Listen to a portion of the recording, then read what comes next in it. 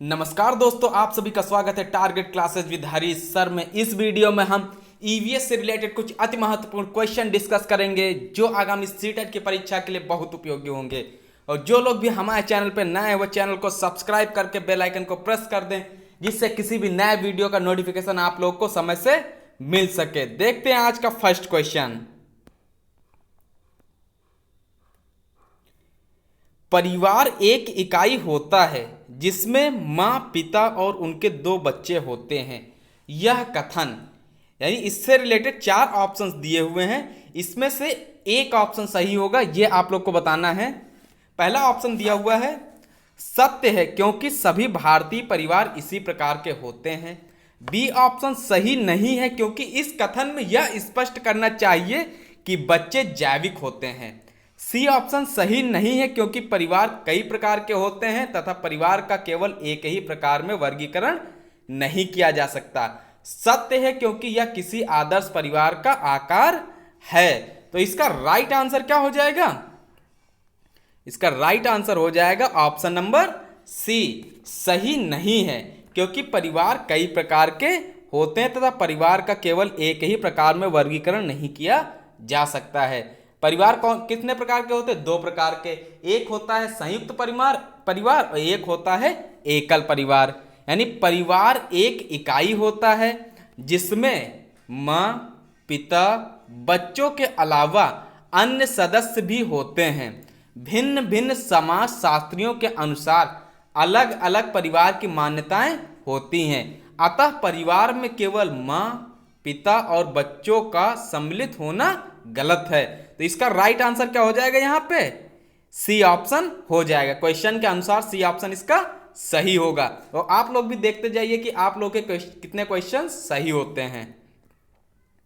Next question, बच्चे को सामाजिकरण का पहला पाठ कहां से प्राप्त होता है? परिवार से, विद्यालय से, सांस्कृतिक केंद्र से या धार्मिक केंद्र से? ये बहुत ही इंपॉर्टेंट क्वेश्चन है। आप लोग क्लास 10th में भी पढ़े होंगे, 11th में जो आर्ट साइड के स्टूडेंट्स हैं उन्होंने इस क्वेश्चन को बहुत पढ़ा होगा, और साइंस साइड के स्टूडेंट जो 8th क्लास में थे या 9th 10th में भी पढ़े होंगे। बच्चों को समाजीकरण का पहला पाठ कहाँ से प्राप्त होता है? परिवार से, विद्यालय से, सांस्कृतिक केंद्र से या धार्मिक केंद्र से? तो यह प्राप्त होता है परिवार से।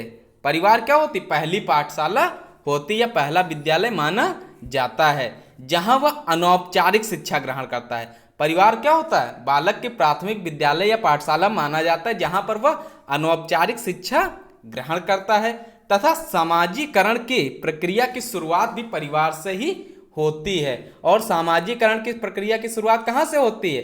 परिवार से ही होती है। इसलिए परिवार को सामाजिकरण का पहला पाठशाला भी कहा जाता है। नेक्स्ट क्वेश्चन देख लेते हैं। प्राथमिक सामाजिकरण है, यानी जो प्राथमिक सामाजिकरण है वो क्या कहलाता है? शुरुआती आयु में परिवार एवं मित्रों से सीखना, किशोरावस्था में समाज से सीखना, प्राथमिक स्तर पर समाज से सीखना या शिक्षकों का अनुसरण करना। तो प्राथमिक सामाजिकरण क्या है? शुरुआती आयु में परिवार एवं मित्रों से सीखना। इसकी डिटेल देख लेते हैं। बच्चों को सामाजिकरण की शुरुआत बच्चे के परिवार, मित्र तथा अन्य लोगों से होती है। इसे ही प्राथमिक सामाजिकरण कहते हैं, जो स्कूल जाने से पूर्व ही प्रारंभ हो जाती है। सामाजिकरण की प्रक्रिया जीवन पर्यंत चलती रहती है। यानी सामाजिकरण की प्रक्रिया क्या है? वो जीवन पर्यंत चलती रहती है। जिस प्रकार से सीखने की प्रक्रिया जीवन पर्यंत चलती है, उसी प्रकार से सामाजिकरण की प्रक्रिया भी जीवन पर्यंत चलती रहती है। नेक्स्ट क्वेश्चन देख लेते हैं, क्वेश्चन नंबर 4। एकल परिवार से तात्पर्य है? एकल परिवार से क्या तात्पर्य है? वर्ष 1950 के बाद बना परिवार, परिवार जिसमें माता पिता एवं उनके बच्चे हों, संपूर्ण परिवार जिसमें बच्चे, उनके माता पिता एवं दादा दादी हों, केवल पति पत्नी हो। तो एकल परिवार से क्या तात्पर्य है? परिवार जिसमें माता पिता एवं उनके बच्चे हों। इसका राइट आंसर हो जाएगा, एकल परिवार से रिलेटेड है बी ऑप्शन, परिवार जिसमें माता पिता एवं उनके बच्चे हों। संयुक्त परिवार के विघटन के परिणाम स्वरूप एकल परिवार का अस्तित्व आया है। पहले कैसे परिवार हुआ करते थे? संयुक्त परिवार। और प्रेजेंट टाइम में आप लोगों को ज्यादातर एकल परिवार देखने को मिलेंगे। एकल परिवार के अंतर्गत माता पिता एवं उनके अविवाहित बच्चे आते हैं। तो एकल परिवार के अंतर्गत ये ध्यान रखना है कि माता पिता और उनके अविवाहित बच्चे आते हैं। नेक्स्ट क्वेश्चन देखते हैं, क्वेश्चन नंबर 5। निम्न में से कौन सा कथन सही है? एकल प्रथा में दहेज प्रथा सामान्य बात है। एकल परिवार में बाल श्रम सामान्य बात है। दहेज तथा बाल श्रम सामाजिक बुराइयां हैं और दहेज तथा बाल श्रम शहरों में सामान्य बात है।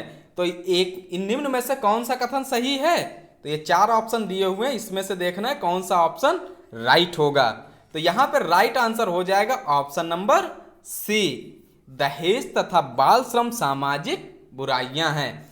यह इनका प्रमुख कारण क्या है? अशिक्षा एवं गरीबी। ये जो इसका रीजन है, इसका प्रमुख रीजन क्या है? अशिक्षा एवं गरीबी। जो समाज में व्याप्त है अशिक्षा और गरीबी, अगर अशिक्षा और गरीबी को खत्म कर दिया जाए तो ये जो कुरीतियां विद्यमान है समाज के अंदर, ये धीरे धीरे खत्म हो जाएंगी। नेक्स्ट क्वेश्चन देख लेते हैं, क्वेश्चन नंबर 6। भारत में बाल विवाह निरोध अधिनियम किस वर्ष पारित किया गया था? तो ये बाल विवाह से रिलेटेड अधिनियम कब पारित हुआ था भारत में? 2006, 2008, 2011 या 1997? तो ये बाल विवाह से रिलेटेड अधिनियम पारित हुआ था सन 2006 में। ये कब पारित किया गया? 2006 में। इसकी डिटेल थोड़ी सी देख लेते हैं। भारत में बाल विवाह निरोध अधिनियम 2006 में पारित किया गया, जबकि 1 नवंबर 2007 से लागू किया गया। ये ध्यान रखिएगा, 2006 में इसको पारित किया गया, जबकि लागू कब हुआ? 1 नवंबर 2007 से। ये जो बाल विवाह अधिनियम है ये लागू हुआ है 1 नवंबर 2007 से, जबकि पारित कब हुआ था? 2006 में। इससे रिलेटेड क्वेश्चन बहुत पूछे जाते हैं एग्जाम में। नेक्स्ट क्वेश्चन देखते हैं, कौन सी विशेषता परिवार की नहीं है? यानी निम्न में से ये 4 ऑप्शन दिए हुए हैं, कौन सी विशेषता परिवार की नहीं है? कम से कम 2 भिन्न लिंग वाले वयस्क साथ रहते हों, प्रत्येक सदस्य की आय भिन्न जमा की जाती है, या वे समान आवास, भोजन और समान सामाजिक क्रियाओं का उपयोग करते हों। डी ऑप्शन है सुरक्षा एवं बच्चों का साझा उत्तरदायित्व। तो यहाँ पे राइट आंसर क्या हो जाएगा? यहाँ पे ध्यान रखना, परिवार या विशेषता जो परिवार से रिलेट नहीं करती वो बताना है। तो यहाँ का राइट आंसर हो जाएगा ऑप्शन से बी वाला, यानी बी ऑप्शन इसका क्या होगा? सही हो जाएगा। इसकी कुछ डिटेल देख लेते हैं। मनुष्य सहित सभी जीव जंतु अपने अपने बच्चों के साथ रहते हैं। मनुष्य के अलावा जो जीव जंतु हो तो वो सभी किसके साथ रहते हैं? अपने अपने बच्चों के साथ रहते हैं और अपने अपने परिवार बनाते हैं। एक मनुष्य परिवार में वे सभी लोग होते हैं जो एक दूसरे के रक्त संबंधी होते हैं। परिवार छोटा और बड़ा दोनों हो सकता है। परिवार 2 तरीके का होता है, एक छोटा होता है, एक बड़ा परिवार होता है। परिवार में कम से कम 2 भिन्न लिंग वाले वयस्क साथ रहना चाहिए। इसके अलावा वे समान आवास, भोजन और समान सामाजिक क्रियाओं का उपयोग करते हों तथा सुरक्षा एवं बच्चों का साझा उत्तरदायित्व होना चाहिए। तो ये थी डिटेल और इस क्वेश्चन का आंसर हो जाएगा बी ऑप्शन सही। नेक्स्ट क्वेश्चन देख लेते हैं, क्वेश्चन नंबर 8। इसमें लिखा हुआ है क्वेश्चन नंबर 9, तो देख लेते हैं क्वेश्चन नंबर 9। सीरियल नंबर थोड़ा सा चेंज हो गया है। नीचे दिए गए जीवों के समूह में से किनकी दृष्टि श्रेष्ठ होती है? यानी किनकी दृष्टि बहुत तेज होती है या श्रेष्ठ होती तथा वे मनुष्यों की तुलना में 4 गुने अधिक दूरी की वस्तुओं को देख सकते हैं। मोस्ट इंपॉर्टेंट क्वेश्चन सीटेट के एग्जाम के लिए ये हर बार पूछा जाता है। अगर 2019 के जुलाई के एग्जाम में नहीं आया तो फरवरी के एग्जाम में आएगा, 2019 में नहीं आया तो 2020 में, यानी ये क्वेश्चन रोटेशनल चलते रहते हैं। तो ये क्वेश्चन मोस्ट इंपॉर्टेंट है, ध्यान रखिएगा इसको। ए ऑप्शन दिया हुआ है मधुमक्खी, मच्छर, तितली। सेकंड दिया हुआ है बाघ, तेंदुआ, सांड। सी ऑप्शन सांप, रेशम कीट, छिपकली। डी ऑप्शन दिया चील, गरुड़, गिद्ध। तो क्या होगा यहाँ पे? वे मनुष्यों की तुलना में कौन 4 गुना अधिक दूरी से देख लेते हैं? चील, गरुड़ और गिद्ध। इनकी जो देखने की क्षमता होती मनुष्य से 4 गुना तेज होती है। नेक्स्ट क्वेश्चन देखते हैं, क्वेश्चन नंबर 10। घटपर्णी पौधा नेपेंथिस भी लिख के आता है, नीपेंथिस भी लिख के आता है एग्जाम में। जो घटपर्णी पौधा है नीपेंथिस, ये पौधे का नाम दिया गया, इससे रिलेटेड 4 पॉइंट दिए हैं। इसमें से देखना है कि 4 ऑप्शन से कौन सा ऑप्शन सही होगा। कीड़े मकोड़ों को आकर्षित करने के लिए उच्च तारत्व की ध्वनियाँ निकालता है। का मुंह छोटी छोटी कटियों से ढका होता है। सी ऑप्शन है भारत में ये नहीं पाया जाता। और डी ऑप्शन दिया हुआ है मेढकों, कीड़ों मकोड़ों और चूहों को चालाकी से फंसाकर खा जाता है।